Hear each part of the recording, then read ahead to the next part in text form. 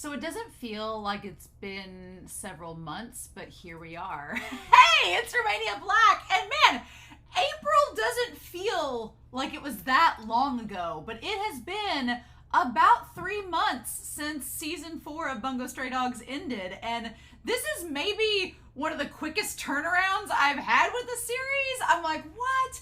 I think maybe Vinland Saga is the fastest turnaround. Like, I ended season 1 of Vinland Saga and then had like maybe 12 weeks and then we started season 2. But as far as but I was catching up then. Vinland Saga had been out for a while. This is probably the quickest turnaround for a season that I've had, where I've watched a season come out and then a few months later the second season came out along with you all. So this is such a weird feeling, but it's gone by really quickly and I'm like, okay. So diving into season 5, the only thing that I know is that we have 10 episodes.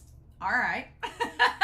10 episodes to finish out. But you know what? That means this whole season, first core, if you could have just made this season 4 and had the first core, second core, and it would have been 23 episodes. You could have done that, but that's not the Bungo Stray Dogs way, right? So we had 13 episodes season 3 or season 4, and now we have 10 episodes in season 5.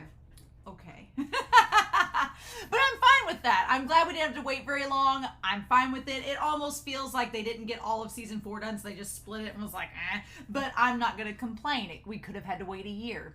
Fine. But yeah, I'm really, really excited to talk about this episode, but I do have some comments that have come around since the manga recap that I did back in May that I want to talk about before we dive into this episode. First of all, Scarlet Camellia talked about when Fyodor and Dazai were talking about humanity. The panels in the manga, when we did the manga review, show Fyodor looking down and Dazai looking up. And that could be very emblematic of how both Fyodor and Dazai view humanity. Fyodor likes to look down on mankind, and Dazai looks up. He says, I love the sinners because they're so interesting. So I thought that was really, really cool. They also were talking about how Anime Expo was just happening in Los Angeles, which most of you probably know about because there's all the infamous videos of it being way too overcrowded. But apparently Asagiri, the creator of Bungo Stray Dogs, was there, jealous of all the people that got him to like read the favorite lines from Dark Saga. How dare you all? But apparently Asagiri had a really cool interview and said their favorite part of the Dark Era stage play was Otasaku. They've seen the play 5 times. They love seeing Dazai's reaction to Oda's death. And I'm like, you seem like a masochist, sir, but okay. Apparently he looks really young, and that he describes Dazai as a donut, in that nobody really knows what's inside. Because a donut, usually, either a donut's one or two things. It's either it's a closed bun that you don't know exactly what's inside of it until you open it up, or it's a ring with nothing inside. Nobody knows. So I thought that was really, really cool. I liked the way they had a whole interview and a Q&A panel. Dana talked about it in the Discord, saying that the mangaka wanted someone to suffer besides Dazai, and so they created Kunikita. It's like, the funny thing is, if you know Kunikida's actor, who's Hosoya also plays a character called Reiner in Attack on Titan. And Reiner, all I will say about that character without spoiling anything, is that the creator of Attack on Titan has been like, I like to torture him. And I'm like, what? Why is Hosoya playing these tortured characters? But that's really, really funny. And that the mangaka's favorite light novel of all the light novels that have been created for Bungo Stray Dogs is Beast. And I'm like, so my schedule's pretty packed right now. I don't know when I'm going to get time to get to Beast, but I hope that I want to kind of do Beast as a big thing when all of the manga, everything, the stage play, all of it's out for it. So that's my goal. So we'll just wait and see what happens. But I do want to tackle Beast at some point, and knowing that it's Asagiri's favorite is very, very encouraging. So, and the favorite rivalries, finally, the last comment was the favorite rivalries from the creator himself are Dazai and Shuya and Mushitaro and Yokomizu. The ships, of course. I like those are his 2 favorite rivalries. Rivalries in big giant air quotes. But yeah, so I realized, we were talking about this in the Discord, that since there's only 10 episodes of this season, there probably is not a light novel adaptation. They're probably going directly from where season 4 ended into this. We're not going to have like a light novel adaptation. And I'm fine with that. I feel like we've had one every season, true, but that's furthering my point that this is actually just season 4 part 2. But Crunchyroll is calling it season 5, so is everybody else, so I'll just stick with that title. But we all know it's really season 4 core 2, but whatever. If that's what they want to call it, then we're just going to do that. So I'm going to toss this over here, and you're going to lay down, Huckleberry. And he's probably going to try to give it back to me. But it is really hot outside, so I've been very sweaty. I've got my tea. I'm all good to go. But I'm super excited, y'all. I can't wait to see what ends up happening. We've waited all this time. I have muted the Bungo Stray Dogs channel all day because I didn't want to be surprised. So I'm excited to see what we get. But we're going to start season 5, episode 1 of Bungo Stray Dogs, and see what we get. And we're going to do that here in 3, 2, 1, and let's do this, y'all.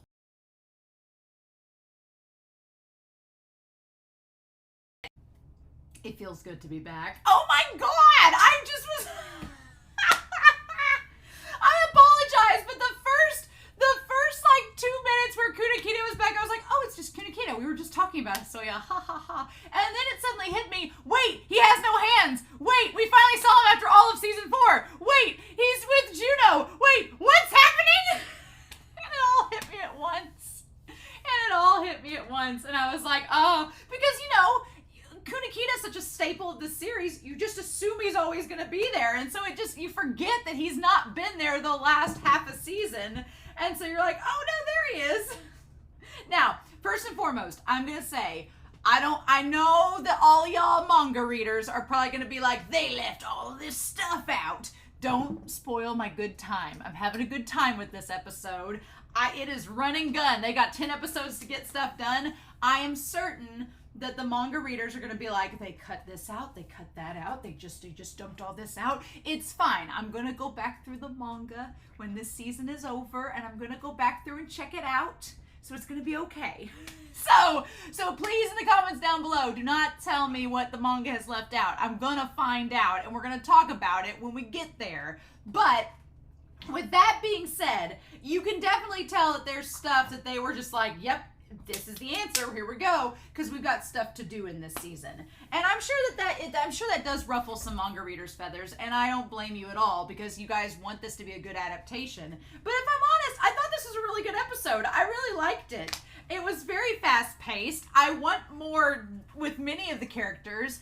Man, they are gonna milk Akutagawa's showing up for all it is worth, right? They're gonna draw that sucker out until you are practically like on your hands and knees, groveling up, reaching with open palms, being like, please give me Akutagawa, and then they will finally, because they are not just gonna let you have him, right? When they said this episode was called The Strongest Man, I was like, oh, are they going to show us Akutagawa? But no, of course not. It's Rampo. Rampo's the strongest man, which is so wonderful, right? I absolutely love the concept of Rampo being the strongest man, that he's not an ability user, and he's the strongest guy in the detective agency. It warms my heart. It makes me so happy. But yeah, we have a lot going on. A lot happening. A lot that I was like, wait, hold on. Let's talk about this. So that's exactly what we're gonna do. We got Whiteboard Kun out. We're ready to go. I'm ready to talk about it with y'all. Oh my God, I'm so excited. But let's talk about this. So yeah, the very opening, they give us the idea. What do they say in the very beginning? They say a peaceful existence to start us out with, and just the idea of the guy getting the taco roll. I'm like, tacos are the key to a peaceful existence. We all should know this by now. And $7.50 for a damn taco roll. It is a food truck, I guess. And he's like, oh, you always get the same taco roll. And he's like, you always breathe the same air. And then there's an explosion. You know, don't make fun of people's food choices. Some of us like the same thing, damn it. And we're afraid to change it up. So yeah, so the coins, I like that they brought the coins back from the casino arc, that is a big problem. And the thing that's so scary about it is that, yeah, we learned from the Sky Casino that they had all these coins manufactured and they were going to make a mass terrorist plot out of it. What we don't know at this point is how many of those coins have already been in circulation. how many of them are already out in the public currency right now, just waiting to be dropped in a certain manner that they're going to blow up? That's the scary thing, is we don't know exactly what's going to happen. So we need to put down here things that we don't know. Things that we don't know versus like unresolved threads. How do I differentiate this? Or I guess we'll put resolved threads. That's what we'll do. We'll do resolved threads and things that we don't know, right? And we'll tie some symbolism to that and all that. So some resolved threads is that we know that there are already coins in the currency / the public right now, which is a problem, because that's going to be kind of scary, and you could easily see how Fjordor would use that to disturb the peace, right? So that was the thing. Like, I was so like, oh wow, the coins are in counterfeit, they're in the thing. I didn't even think about Kunikita being there, and so I was like, oh look, there's Sasoya, look, how about that? And it's Juno. He's like, what a tragedy. He's like, do you happen to have any thoughts? He's like, only that I agree that it's a problem. And so then Juno tries to say, it's the doing of terrorists like you. And Kunikita's like, no, it's not. And he's like, fine. He's like, I brought a pear. Don't trust a guy that's brought a pear. Pears are gross. No, thank you. He's like, what do you expect? And he's like, are you giving it to me? He's like, of course not. He's like, it may not seem like it, but I admire you and your ideals. You were about to blow yourself up in midair, but you grabbed Tetra-san and used him as a shield to protect yourself from the explosion. I'm like, that's pretty ballsy. Like, Kunikita, he sacrificed Techo to have the explosion happen on him instead of himself. But without that, not even our gifted doctors could have saved you. Your talent is worthy of praise. Which he used Techo because he knew that his body was augmented and would probably survive the blast, but his would not. So, we found Kunikita. And the hunting dogs saved him. But he has no hands. It didn't hit me until the opening credits, but all I could think of is Tropic Thunder in that movie where Robert Downey Jr., where Ben Stiller raises his arms and they're just little nubbins. It's the darkest humor, but I'm just like, oh my god, Kunikita's just sitting here with his nubbin hands.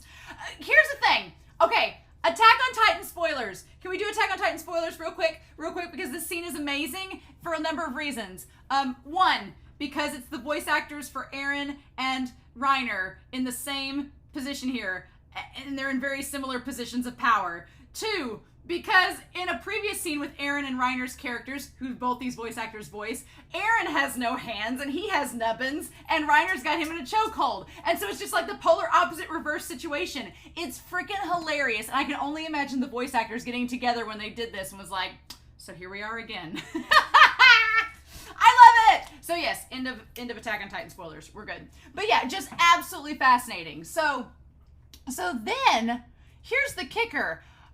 Juno offers him a way to get out of it. He asks him to join the hunting dogs. And Kunikita's like, excuse me. And he's like, it's not a big deal. You just join us. You just hunt down your former comrades and we'll give you your freedom. I mean, you'll have to have surgeries that will, have to be done every single month in order for you to survive. So you don't really have freedom anymore and you're going to be dogs of the state. But I mean, but you'll live. And he's like, do you think I'd betray the agency? And he's like, well, unless you accept this offer and the surgery, then you're not going to just lose your ideals, but also your special abilities. Because you're not going to be able to use your book anymore, your notebook. And they cut it in half. How would you write without either of your hands? And that's when you see that he doesn't have hands anymore. So he's handless, which means that he cannot use his ability. And the book was destroyed and left, right? And they offered him a place with the hunting dogs in order to give him his hands back. I'm like, Kunikita can just, Yasano can heal his hands, right? She can just hack him up and then heal his hands. He'll be fine, right? So that is the one good thing. I'm like, okay, if he's with Yasano, surely. Now, the only thing that's going to be weird is if they put some kind of like special augmentation on him already while he was knocked out to where she can't use her ability, but her ability cut through anything, literally. So I feel like he's going to be fine with Yasano there, and we need to check his hands when we go back at the end of this episode. I was just like, there was so much going on that I couldn't see it. And then around the time the OP started, I was like, oh my god, I was so dazed. My mind was so hyper fixated on us being back in Bungo Stray Dogs land that I just missed so many things. But Octagawa, my dude, I have a feeling I'm going to be like focusing on this OP a lot. My one comment that I'll have is that we see a little picture. We see Atsushi wearing Octagawa's, boyfriend coat, and I'm living for it. Look, I love me some Chuya and Dazai, don't get me wrong. But I also love me some Dazai and Oda. My OTP in this series is Atsushi and Octagawa. They are an OTP. They're the peanut butter to the jelly. Octagawa is the blackberry jelly, and Atsushi is the peanut butter. Like, they're perfect, right? So for the record, Dazai is the peanut butter and Chuya is the strawberry jam. So, or raspberry, whichever you prefer. Has to be red, though. But yeah, I'm so excited. That was my note from this. I'm ready to go. They are they are going to make y'all wait until Octagawa shows up. And I'm living for it. I'm ready. Don't get me wrong. I'm ready for it. I cannot wait. So we go back to Anne's, where old Raggedy Ann is, and we go back into her portal here, and they're wondering, like, what do we do without the detective agency? Like, what should we do? And then for a hot second, I thought that Dazai had somehow transported himself back to the agency somehow. Like, this whole thing of Dazai being in Atsushi's head it messes with you, because for a second you're like, oh, that's real. Oh, no, it's not. But Dazai tells Atsushi, don't be clingy. Don't just rely. Find a way with the strength you have now. Don't just rely on others doing it for you. So we have the idea of Atsushi. We have the Atsushi. We have Ongo. We have Lucy. And we also have, who's the other one with us? Atsushi, Ongo, Lucy, and oh yes, oh my gosh, Kyoka. They're all together, right? Trying to figure out what to do. And the idea that they have to rely on their own strength. I like that Ongo finds a way to connect with Atsushi in this episode, because they have the idea that when you use an ability and someone else's ability kind of tampers with your own, that you can like override your senses and you have to sit down and process for a while, right? Which he's like, it's happened to me, so he's not surprised when it happens to Atsushi. But yeah, oh my god, the whole thing with Aaron, with Juno's character, Yuki Kaji does such a good job of voicing him and making him sound so sinister, but like sickly sinister and sweet. It's just, there's so many Attack on Titan voice actors in this. I was like reeling from it all this episode. It was just like Levi, Zeke, Aaron, Reiner, the gang's all here. And he says, your ideals of protecting your own kind amount to nothing. And they're like gonna kill the doctor that saved him, like just to prove a point. And poor Hosoya, like him just like screaming and in pain and sorrow, and then Juno walking away with his grisly smile. What the fudge? So I can't remember if Techo is okay. I feel like he is. I feel like he was fine, but maybe that's why Juno is so aggressive towards Kunikita, is because he likes Techo, and so the fact that Kunikita like put him in danger like made Juno really angry.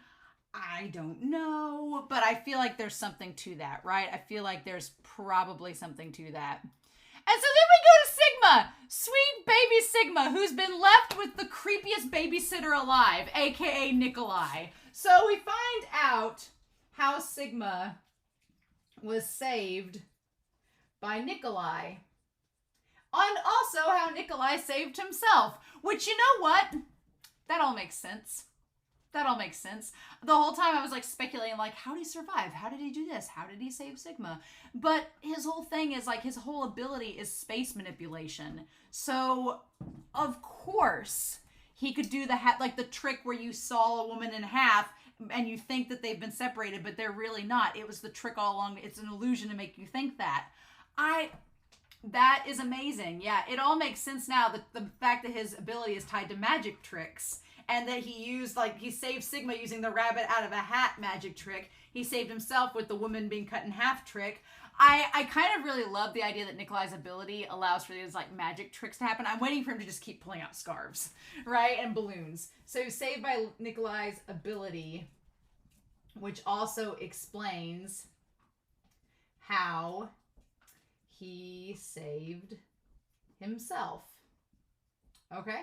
Now, we're going to put Akutagawa's whereabouts. We're going to put that over here. I'm really like, where has Akutagawa been this whole time? Because Mori's not mentioned him. Gin doesn't seem to be bothered by it. Nobody's questioning where he is. Who knows? But I'm like, where have you been all this time? Things have gone down, and have you just been in hiding? Is it the fact that he promised Atsushi he wouldn't kill anybody for 6 months, so he just went into a cave and hibernated? He's like, then I won't see anybody, so I won't be tempted to kill them. Like, is that what he's been doing this whole time? I won't be surprised. The voice actor for Nikolai, if you've not watched Jujutsu Kaisen, I won't say a word, but if you have watched Jujutsu Kaisen, he's getting a workout. His voice actor's getting a workout, right? It's so funny because I get a lot of, again, there's a character he plays in Attack on Titan that kind of has like the same sinister, playful vibe, but it's way amped up in this, like way amped up. But I love his voice actor. He does such a good job. He's one of my favorites. And Sigma, who is like the most precious angel baby, Sigma's like, Sigma is the straight-laced character. He is the everyman in this situation, and Nikolai's the crazy one. And so poor Sigma has to be here and be the normal person going, what are we doing? And Nikolai's like, ha-ha, Yandere! And I was like, why are we not surprised? Because, yeah, he basically explains the hat trick. The chibi part was really cute. He explained how he was saved, that he saved himself, being like, if you ever see a magician die with their arms and legs tied up, you have to question the trick, because why would they let that happen? It's kind of like Houdini escaping from the tank and everything like that. And Sigma's like, okay. And so he's like, no, my question was, you're gifted who with anything goes. But he's like, what I'm surprised about is you were supposed to die. So here's the thing. Nikolai, we find out Nikolai, the plan was for him and Sigma to both die. Because they're liabilities. And I just have a feeling that Fyodor, who doesn't really care about anybody, Fyodor is probably like, yeah, about you. You have a really, really good ability, but luckily, you kind of hero worship me, which is great because I don't want you to be against me. That would be really harmful. So we're just going to make this plan. And since you love me so much, you're going to sacrifice yourself to me, right? What other better way to serve me would there be? And Sigma was literally created out of the book, so he doesn't have much option or choice. But Fyodor broke the rules playing with the book in ways he wasn't supposed to. And that's kind of been like the little linchpin that's unhinged all of this. And so the fact that Nikolai was supposed to die and didn't, and Sigma's like, why didn't you follow the plan? I thought you loved Fyodor.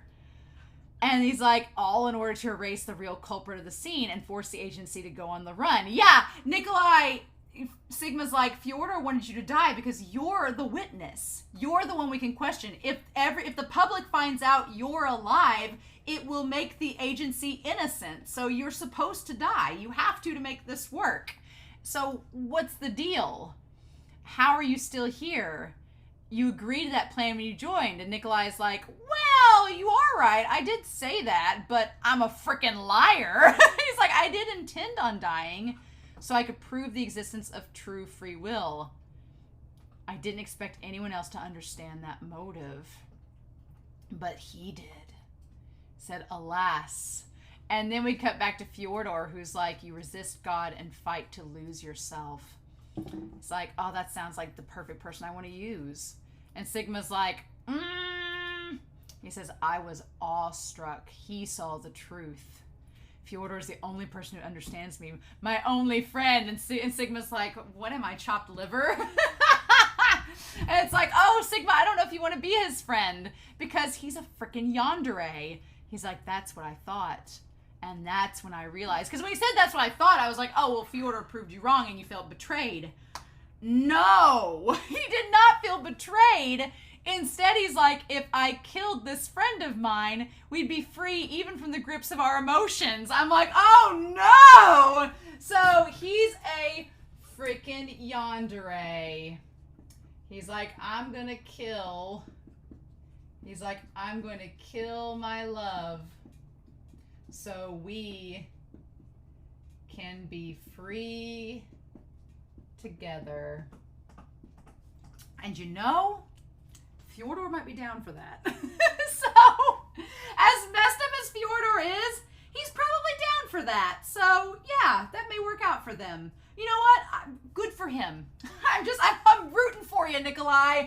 I'm rooting for you and Fyodor. I hope you guys find true love.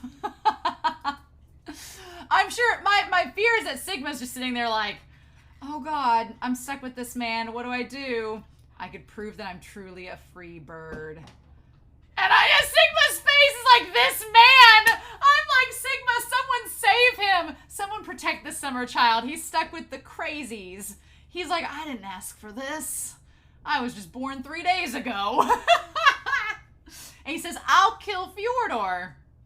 Because for that, I'd like to use your ability to determine what his special ability is. So that is something. In all of this madness, right? The things we don't know is, where's Akutagawa? But what exactly is Fyodor's ability? I mean, we've seen him kill people with it, and I don't want to know. But if it's been explained already and I don't remember, I want to find it out with Nikolai again, so don't tell me. But yeah, we don't really know what his ability exactly does. We've seen it work. We've seen what it does and the effects of it, but we don't know exactly what it's...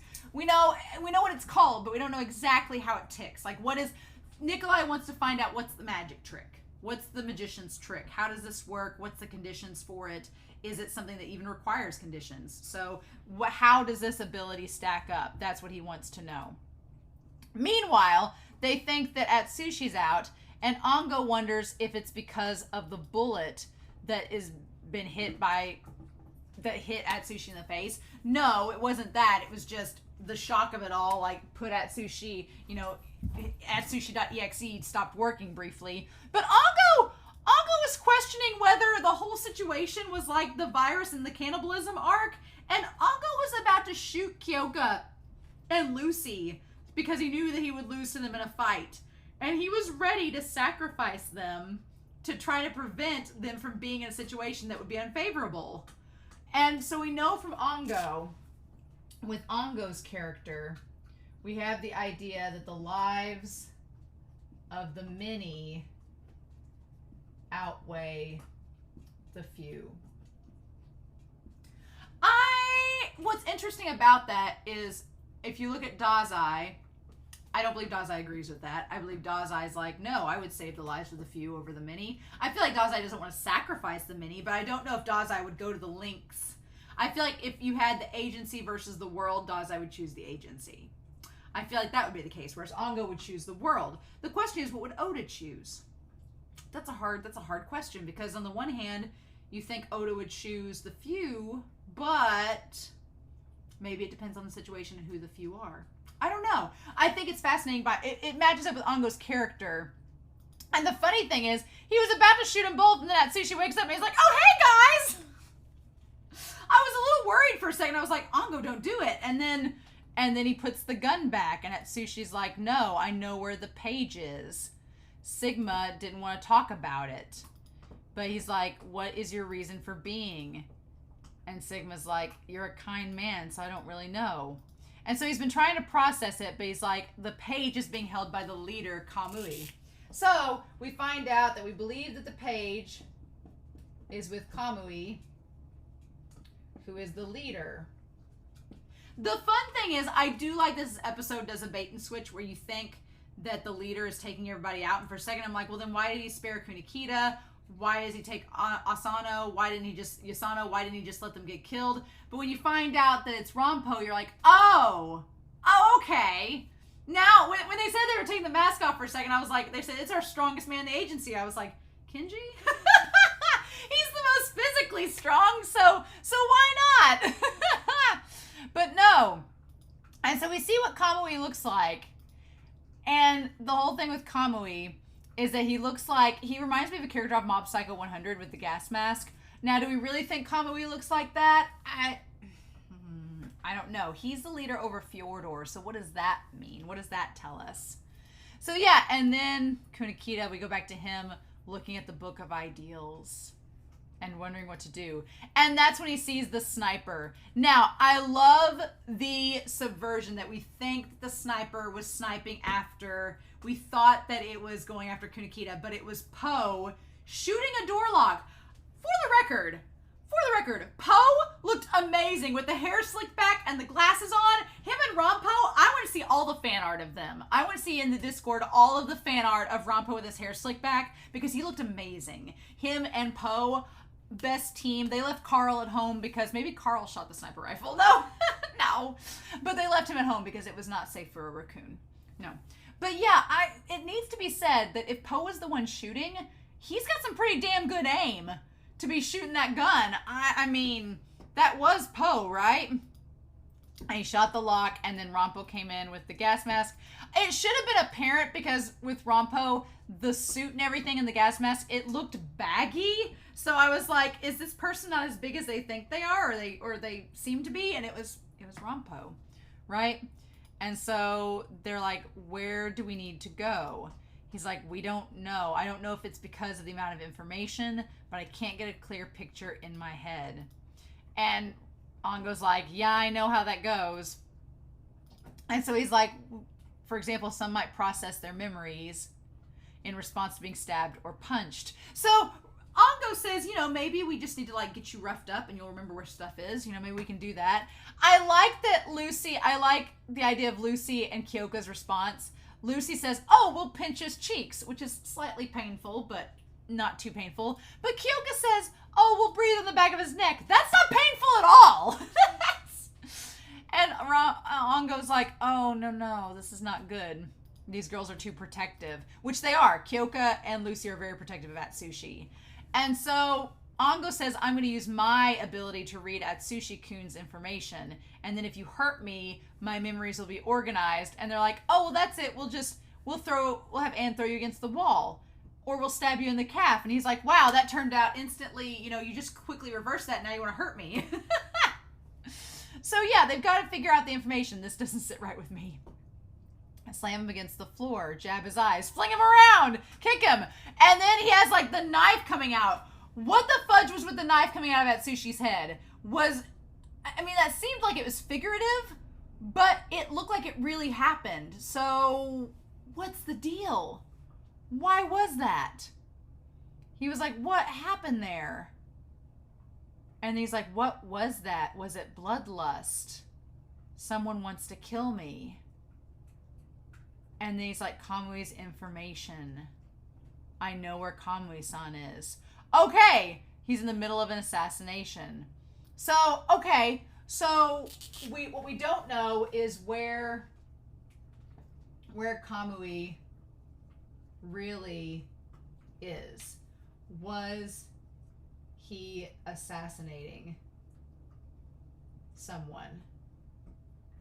Because, yeah, after the scene with Atsushi and them trying to figure that out, we don't see them again the rest of the episode. And Atsushi and them are not onto the same thing that everyone else in the episode is. So they're kind of off. These guys here, we don't know what's going to happen with them. They are not caught up with everybody else. They're off doing their own thing in the Anne's world. So we don't know what's going to happen with them. His target's the Armed Detective Agency. And then we go back to this crater and everything. We get Yasano out of there. And then, oh, Futon, man. The animation with the Futon guy going towards the phone was absolutely hilarious. I loved that. And then, of course, Fukazawa. He knew who Rompo was. He knew who he was instantly. I was like, yes, please. Yes, sir. He was like, I know who you are. The fact that these two know each other, I was fooled. I was like, oh, who is Kamui? Who are going to find out? And then it was Rompo. So then we come back to Dazai, And they're just guessing numbers. I'm sure when we go back to the manga, we'll find out what these numbers mean, if anything. But they're just playing a number guessing game. And so Fyodor's like, well, I'm worried for the detective agency. They seem to be in a lot of trouble, Dazai. Aren't you worried about them? And Dazai's like, nah, they got this. They're going to be fine. He's like, keeping an eye on you is all I can do. As long as I'm doing that, he can move freely. And Fyodor's like, well, who are you talking about? And Dazai says, isn't it the obvious? The superhuman exceeding even the gifted. The strongest man in the detective agency.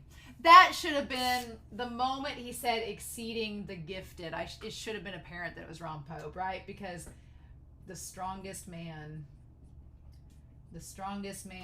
equals Rompo.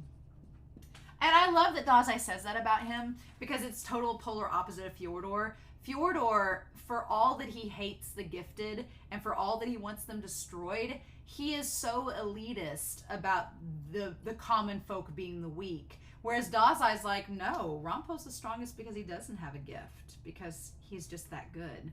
And it's like, and because of his heart, right? I love that look that Dazai has. It's absolutely wonderful. It's so good. And then Rompo's like, oh, well, you know what? We got everybody all situated away. Poe with his hair slicked back and the glasses. Shut up. Just give me all the AUs. I want to know exactly what happened on their walkabout. I hope there's more in the manga. Don't tell me. I'll find out. I'll fangirl my heart out. I'm so ready for it. It's just great. And Fukazawa's like, okay. And so Rompo says, I just beat Kamui to the punch. Kamui wanted to kill the members, but I beat him to the punch. Now, we still don't know where Kenji is. We don't know him or Tanizaki. And then, of course, along with Akutagawa, Natsume. Haven't seen him at all. Catman. And then Tachihara and the Black Lizard. We have no clue where them or Mori. None of them. So we still have so many people to touch base on. And Fitzgerald. We don't know what Fitzgerald's doing. Old Fitz. No clue. So there's so many characters that we haven't even touched yet that I'm like, oh, we've got lots of stuff that we're going to have to focus on in this. Lots of things, right? And so he said, I was surrounded by police as part of the conspiracy. And then he happened to land he landed like Aladdin style on a canopy and then fell onto some guy that looked kind of like the author, kind of looked like Yokomizu, just a wee bit. For a hot second, I was like, Yokomizu, is that you with the little afro buns? But no, so he just grabbed his cloak and his fedora. The cloak makes Rompo look very Sherlock, but the fedora does not, And I would say for copyright reasons, but Sherlock Holmes is like one of the few stories that was not copyright by Sir Arthur Conan Doyle, so that people could use it. That's why we have so many different versions of it. Trivia for the day: we have so many different versions of Sherlock because it was never copyright. Sir Arthur Conan Doyle made it to where it was not protected under copyright, so anybody can use it in its property and its likenesses. So, haha. But that's I think the fedora just makes it look a little different, and it's not so obvious, right? But I do like the little hat that he wears there. And he's like, I'm an elite detective. I'll figure out the assassination plot as part of my investigation. So yeah. And then was that Poe that was doing the smile there? I guess it was with the glasses. Because he knocked him out. What? Poe looking real good in this. And the whole thing with the RV, having the motor replaced on it, the mirrors. There was lots of, this entire episode was lots of smoke and mirrors. Lots of illusions, lots of tricks, lots of characters explaining the illusion, explaining the magic trick, like pulling back the Oz curtain and revealing what was behind it. So there was lots of that, but then there's still lots of the Decay of Angels, lots of the story that we haven't even touched or that we don't have an explanation for. So I feel like there's still a lot of other tricks that need to be explained in this before we move forward. So yeah, so there's that. But yeah, oh my God. I love some of these screenshots. The animation was really good in this episode, by the way. I really love the animation. The animation on Kunikita in the interrogation scene was really good. The animation of I call him Futon. The animation of Futon with his, all the light around him, his expressions were really funny. Poe, obviously. Everybody looked really good. Nothing looked cheap or weird. It was really good animation. And that OP, I'm going to be, obsessed with that OP from here on in, right? But yeah, they managed to rescue everybody. Everyone's waiting for the boss's orders. I freaking love Poe in a suit. Give me more of him, please. He's like, I'll issue an order. Shut this damn plot down. He's like, I'm tired of Fjordor and these mother trucking snakes on this motherfucking alternate reality. Ah! So yeah, oh my God. And Ron Poe's like, yes, please. That was what I was hoping to hear. So I did want to find out where everybody was, because he said that he talked about everybody getting out of there. And so I wanted to see if we could see, like, real quick, an image of all three of them, see if Kunikita has his hands back, right? He's like, I took the liberty. Okay, so we see Kunikita with his arms cut off, and then we see Yosano and Futon, right? So, but then we don't see anything past that. So maybe he gets his hands back. So then we have the thing with the reporter saying the UN is going to create a counter task force. So the UN having a counter force, right? Now, I was thinking Agatha Christie and the Clock Tower. I was thinking that group. So maybe they're already being created and the hunting dogs are going to get hooked up with them. I don't know. I don't know if that's going to be the case or not. But then we have Ron Poe showing up.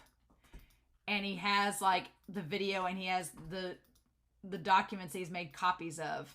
And so my theory is that Tachihara, the moment that Fjordor wrote in the book, the thing about them forgetting the evidence, something that doesn't narratively make sense, that's when the fissure, that's when the thread becoming loose started, and then it just started fraying and breaking apart, right? So the fact that Tachihara started being like, well, that doesn't make sense, and everything kind of, he broke out of the spell of the book page, I feel like this is happening all around the exact same time.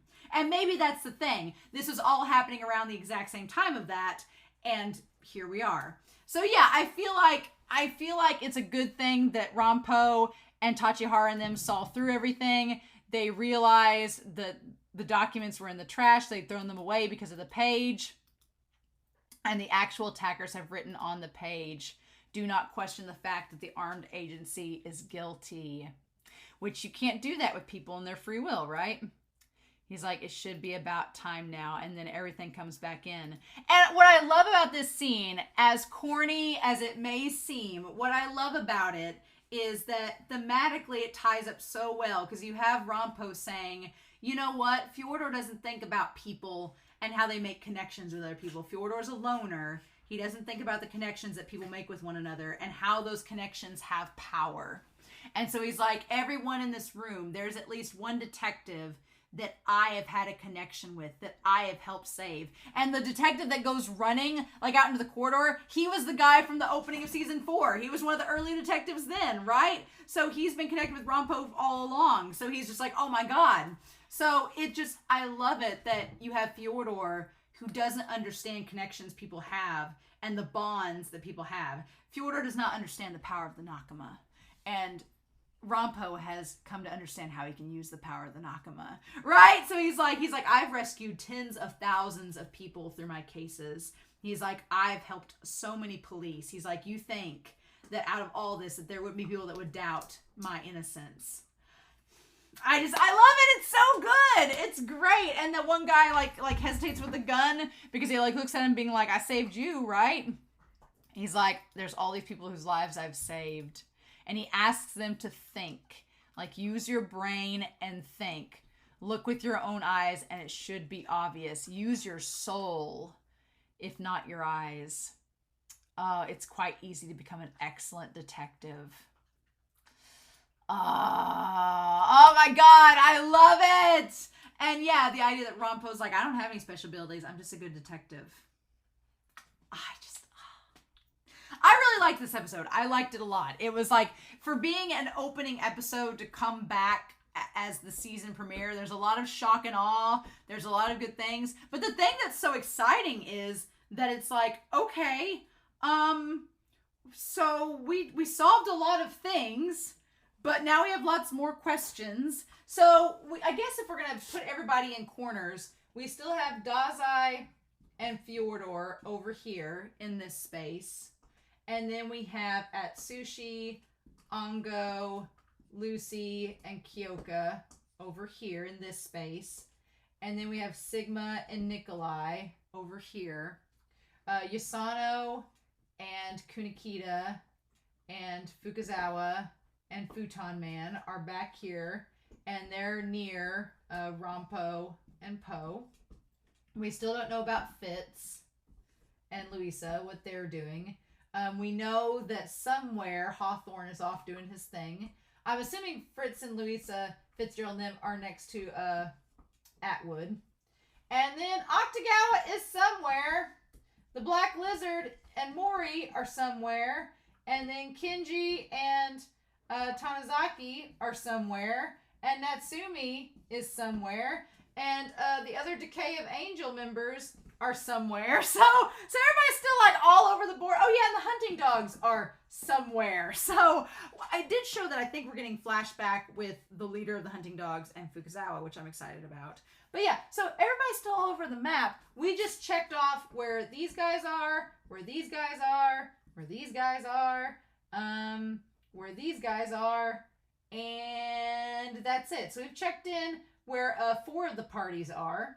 We know that, but we've got like all these other parties we don't know where exactly they are at the moment. Yeah, I feel like this season's going to have a lot to talk about and a lot of things going on, and I'm here for it. I'm ready for it, but if you're a manga reader, don't freak out. I'm going to analyze the manga when this is all said and done. So just don't tell me. Let me be surprised, and we'll go from there. But yes. So excited! Yes! So I hope you all enjoyed this reaction discussion. I had a lot of fun with it, but I'm super excited to see where we go to from here. So in the meantime, I hope you all have a wonderful week.